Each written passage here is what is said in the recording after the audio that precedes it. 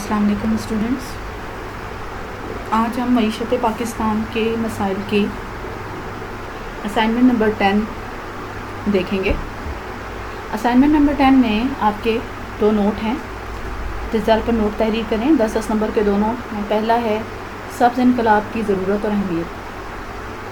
सब्ज़ इनकलाब की ज़रूरत और अहमियत यानी ग्रीन रेवोल्यूशन जो 1960s का है एग्रीकल्चर सेक्टर का, उसके हवाले से आपने लिखना है कि इसकी ज़रूरत और अहमियत क्या थी। ठीक है, इसकी डिटेल्स नहीं लिखनी, यानी इसके असरात वगैरह ये वो सब कुछ आपने नहीं लिखनी, बल्कि सिर्फ इसकी ज़रूरत और अहमियत लिखनी है। यानी ये एग्रीकल्चर सेक्टर में ग्रीन रेवोल्यूशन की ज़रूरत क्यों पेश आई, यही इसकी अहमियत थी होगी। और सब्ज़ इनकलाब का थोड़ा सा आपको इंट्रोडक्शन मैंने दे देती हूँ, जो पहले पढ़ाया हुआ है आपको कि 60s में जो है वो रेवोल्यूशन आया था, जो उसमें बायोलॉजिकल चेंजेस भी थी और टेक्निकल चेंजेस भी थी। मतलब बीज जो है और खादें उनका भी बेहतर इस्तेमाल था शामिल इसमें। हाइब्रिड जो है बीज थे ऐसे बीज थे जो कि नई अच्छी उन्होंने बनाए थे।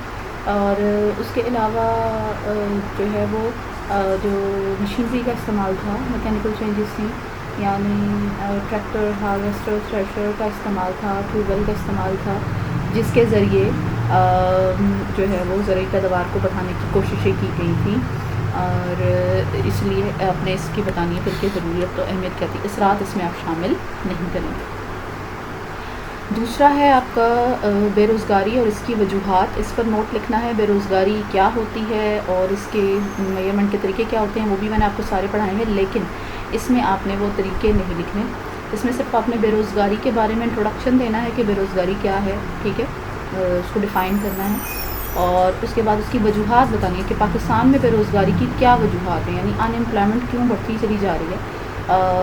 जनरली तो हम ये बताते हैं ये बेरोज़गारी क्या है कि जो मुल्क में अफरादी क़ुव्वत है, पॉपुलेशन नहीं, अफरादी क़ुव्वत, पूरी आबादी में से सिर्फ वो लोग जो कि अफरादी क़ुव्वत में आते हैं उनमें से फिर हम देखते हैं कि कितने बेरोज़गार हैं। ठीक है, परसेंटेज निकाली जाती है बेरोज़गारी की शरह।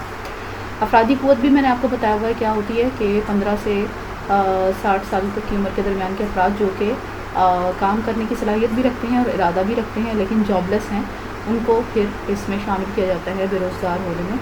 और बेरोज़गारी की वजूहात क्या हैं, ये मुख्तलिफ इसकी रीज़न्स हैं। जैसे छुपी हुई बेरोज़गारी, एग्रीकल्चर सेक्टर में, इंडस्ट्रियल सेक्टर में ग्रोथ नहीं हो रही, या नए प्रोजेक्ट्स वगैरह नहीं आ रहे, या फिर लोगों की एजुकेशन जो है वो मैच नहीं करती उन जॉब अपॉर्चुनिटीज़ से, या टेक्निकल एजुकेशन के इतने इदारे नहीं हैं, तरबियत के इदारे नहीं हैं, तो या फिर इन मिस इन्फॉर्मेशन होती है उसकी वजह से।